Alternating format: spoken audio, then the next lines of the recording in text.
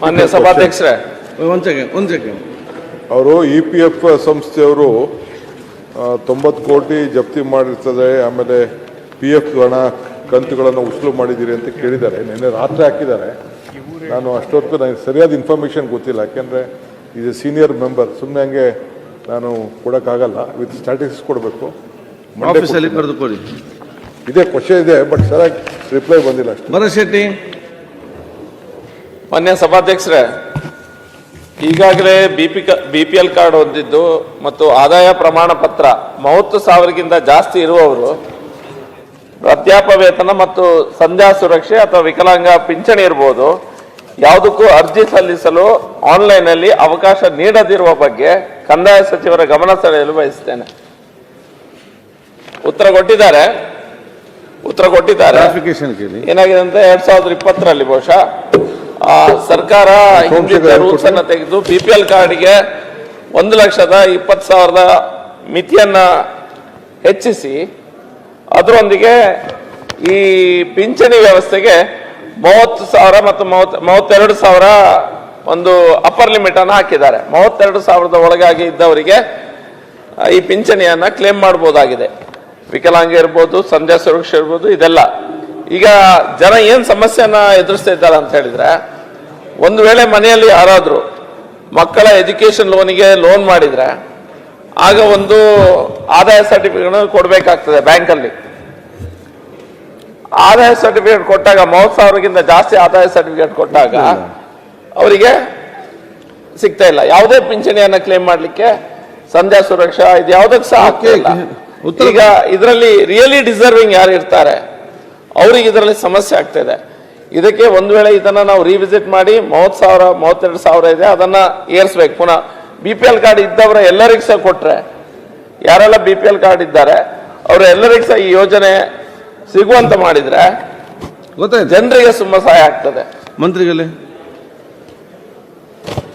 ಅಧ್ಯಕ್ಷರೇ, ಮಾನ್ಯ ಸದಸ್ಯರು ಸಲಹೆ ಕೊಟ್ಟಿದ್ದಾರೆ.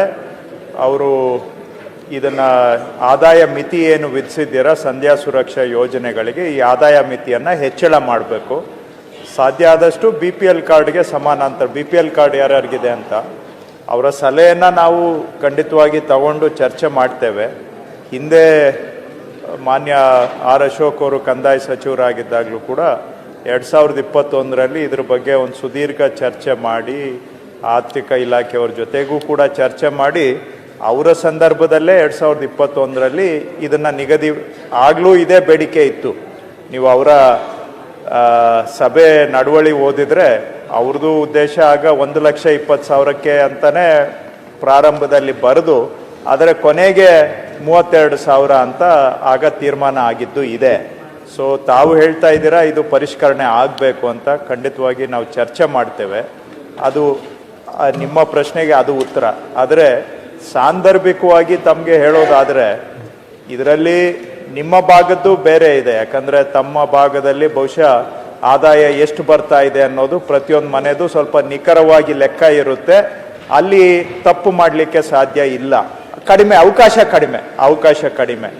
ಆದರೆ ರಾಜ್ಯದ ಬೇರೆ ಕಡೆ ಈ ಸಾಮಾಜಿಕ ಭದ್ರತಾ ಪಿಂಚಣಿಗಳು ಬಹಳ ದೊಡ್ಡ ಮಟ್ಟದಲ್ಲಿ ದುರುಪಯೋಗ ಆಗ್ತಾ ಇದೆ.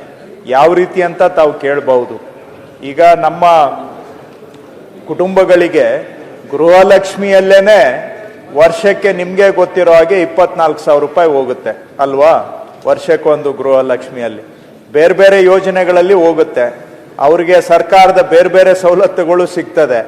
ಆದರೂ ನಮ್ಮವರು ಕಣ್ಣು ಮುಚ್ಕೊಂಡು ಅವರಿಗೆ 20,000 ರೂಪಾಯಿ ಆದಾಯ ಬರ್ತಾ ಇದೆ ವರ್ಷದಲ್ಲಿ ಅಂತ ಬರ್ಕೊಡ್ತಾರೆ. ಸೊ ಇದರ ಬಗ್ಗೆ ಆದಾಯ ಪ್ರಮಾಣ ಪತ್ರ ಕೊಡೋದಕ್ಕೆ ಯಾವುದೇ ನಿಖರತೆ ಇಲ್ಲ. ಏನ್ ಬೇಕಾದ್ರೆ ಅದು ಬರ್ಕೊಡುವಂತಹದ್ದು ತಳಮಟ್ಟದಲ್ಲಿ ಇದೆ.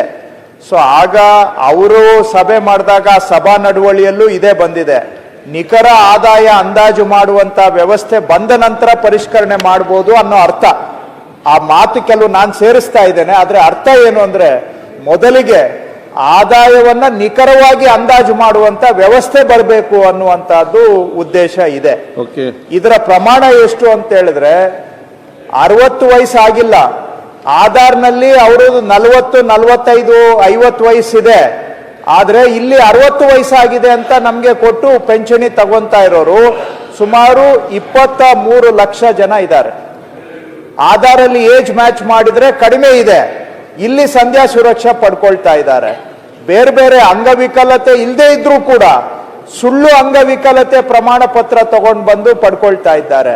ಸೊ ಒಟ್ಟು ಈ ತರದವರು ಸುಮಾರು 24,55,000 ಅನುಮಾನಾಸ್ಪದ ಅಂತ ಪರಿಶೀಲನೆಗೆ ಮಾಡಬೇಕಾಗಿರುವಂತ ಪ್ರಕರಣಗಳಿದಾವೆ. ಮೊದಲು ಅದನ್ನ ಪರಿಶೀಲನೆ ಮಾಡ್ತೇವೆ, ಆನಂತರ ನಿಖರವಾಗಿ ಆದಾಯ ಅಂದಾಜು ಮಾಡುವಂತಹದನ್ನ ಜಾರಿ ಮಾಡಬೇಕಾಗುತ್ತೆ ಒಂದು ವ್ಯವಸ್ಥೆಯನ್ನ. ಆನಂತರ ತಾವು ಹೇಳಿದ್ದನ್ನ ಖಂಡಿತವಾಗಿ ಪರಿಶೀಲನೆ ಮಾಡ್ತೇವೆ. ಶ್ರೀ ಶಾರದಾ ಅಧ್ಯಕ್ಷ, ಮಾನ್ಯ ಕಂದಾಯ ಸಚಿವರೇ, ನಗರ ಪ್ರದೇಶದಲ್ಲಿ ಆದಾಯ ಹೆಚ್ಚಿರುವಂಥದ್ದು ಇರುತ್ತೆ. ಹಾಗಾಗಿ ನಗರ ಪ್ರದೇಶಗಳಿಗೆ ಈ ಪರಿಷ್ಕರಣೆ ಮಾಡ್ತಾ ನಗರ ಪ್ರದೇಶಗಳಿಗೆ ಹೆಚ್ಚಾಗಿ ಆದಾಯವನ್ನು ಕನ್ಸಿಡರ್ ಹೇಳಿದ್ರಲ್ಲ ಅವ್ರು ಈಗ. ಅಂತ ಕೇಳ್ಕೊತೀನಿ. ಹೇಳಿದ್ರಲ್ಲ ಸರ್, ಈಗ ಡಿಸರ್ವಿಂಗ್ ಪರ್ಸನ್ಸ್ ಯಾರಿದ್ದಾರೆ, ಅದನ್ನು ತುಂಬಾ ನೋಡಿ ಕಷ್ಟದಲ್ಲಿ ಇದ್ದವ್ರು ಈಗ ಪ್ರೆಸೆಂಟ್ ಈಗ ಅದು ಆಗುವಾಗ ಟೈಮ್ ಆಗ್ತದೆ. ಈಗ ಮಿನಿಸ್ಟರ್ ಅದನ್ನ ಮಾಡಿ ಮೀಟಿಂಗ್ ಎಲ್ಲ ಮಾಡಿ ಆಗುವಾಗ ಟೈಮ್ ಆಗ್ತದೆ. ತುಂಬಾ ಜನರಿಗೆ ಏನ್ ಸಿಗ್ತಾ ಇತ್ತು ಅದು ನಿಲ್ತಾ ಇದೆ ಅಲ್ಲ, ಅವ್ರಿಗೆ ಆಲ್ರೆಡಿ ಸಿಗ್ತಾ ಇದ್ದವ್ರಿಗೆ ಸಹ ನಿಲ್ತಾ ಇದೆ. ಅದು ಹೆಚ್ಚಾಗಿ ವಿಕಲಾಂಗ ಮತ್ತು ಭಾರಿ ಮುದುಕರು ಯಾರಿದ್ದಾರೆ ವೃದ್ಧಾಪ್ಯ ವೇತನ, ಅವ್ರು ಭಾರಿ ಸಮಸ್ಯೆನ ಎದುರಿಸ್ತಾ ಇದ್ದಾರೆ. ಈಗ ಏನಾದ್ರೂ ಸದ್ಯಕ್ಕೆ ಏನಾದ್ರೂ ಅವರಿಗೆ ಸಹಾಯ ಮಾಡುವಂತ ವ್ಯವಸ್ಥೆ ಆಗ್ಬೇಕಾಗಿದೆ ಸರ್ಕಾರದ ವತಿಯಿಂದ. ಅದ್ರ ಬಗ್ಗೆ ಸಚಿವರು ಏನಾದ್ರೂ ಯೋಚನೆ ಇಮಿಡಿಯೇಟ್ ಆಗಿ ಮಾಡಿದ್ರೆ ಸಹಾಯ ತಮ್ಮ ಕಾಳಜಿ ಕಳಕಳಿ ಅರ್ಥ ಆಗತ್ತೆ. ಆದ್ರೆ ವ್ಯವಸ್ಥೆಯನ್ನ ಸರಿಪಡಿಸದೆ individual case by case solution ಕೊಡೋದು ಕಷ್ಟ ಆಗುತ್ತೆ. ಇನ್ಕಮ್ ಟ್ಯಾಕ್ಸ್ ಪಡ್ಕೊಳ್ತಾ ಇರೋರು 10,000 ಇನ್ಕಮ್ ಟ್ಯಾಕ್ಸ್ ಪೇಯಿಸ್ 10,000 ಜನ ತಗೊಳ್ತಾ ಇದ್ದಾರೆ. ಉದಾಹರಣೆಗೆ ಹೇಳ್ತಾ ಇದ್ದಾರೆ. HRMS ಎಂಟ್ರಿ ಇದೆ ಅವ್ರಿಗೆ. HRMS ಎಂಟ್ರಿ ಅಂದ್ರೆ ಗೌರ್ಮೆಂಟ್ ಇಂದ ಸಂಬಳ ತಗೋತಾ ಇದ್ದಾರೆ, ಅವರು ಇದರಲ್ಲಿ ತಗೋತಾ ಇದ್ದಾರೆ. ಈ ರೀತಿಯಾಗಿ ಇದನ್ನ ಸ್ವಲ್ಪ ನೀವು ಹೇಳುವಂತದ್ದು ಕೆಲವ್ರಿಗೆ ತೊಂದರೆ ಆಗ್ತಿರ್ಬೋದು, ನಾನು ಅಲ್ಲ ಗೆಲ್ಲೋದಿಲ್ಲ. ಆದ್ರೆ ಸ್ವಲ್ಪ ಸಿಸ್ಟಮ್ ಅನ್ನ ಸ್ಟ್ರೀಮ್ ಲೈನ್ ಮಾಡ್ಲಿಕ್ಕೆ ಅವಕಾಶ ಕೊಡಿ. ಆಮೇಲೆ ನಿಜವಾಗಿ ಫಸ್ಟ್ ನಾವು ನಿಜವಾದ ಅರ್ಹರನ್ನ ಗುರುತಿಸುವಂತ ವ್ಯವಸ್ಥೆ ಬರಬೇಕು. ಈಗ ಅವ್ರ ಹೆಸರಿನಲ್ಲಿ ಯಾರ್ಯಾರೋ ತಗೊಳ್ತಾ ಇದ್ದಾರೆ, ಅನರ್ಹರು ತಗೊಳ್ತಾ ಇದ್ದಾರೆ. ಅದನ್ನ ಕ್ಲೀನ್ ಅಪ್ ಮಾಡಿದ್ಮೇಲೆ ಖಂಡಿತವಾಗಿ ಇದರ ಇಶ್ಯೂ ಕಡೆಗೂ ಗಮನ ಕೊಡ್ತೇವೆ. ಈಗ ಶಾರದಾ ನಾಯಕ್. ಹೆಚ್ಚಿನ ವಿಡಿಯೋಗಳಿಗೆ ಪ್ರತಿಧ್ವನಿ ಯೂಟ್ಯೂಬ್ ಚಾನೆಲ್ ಸಬ್ಸ್ಕ್ರೈಬ್ ಮಾಡಿ, ಬೆಲ್ ಐಕಾನ್ ಕ್ಲಿಕ್ ಮಾಡಿ.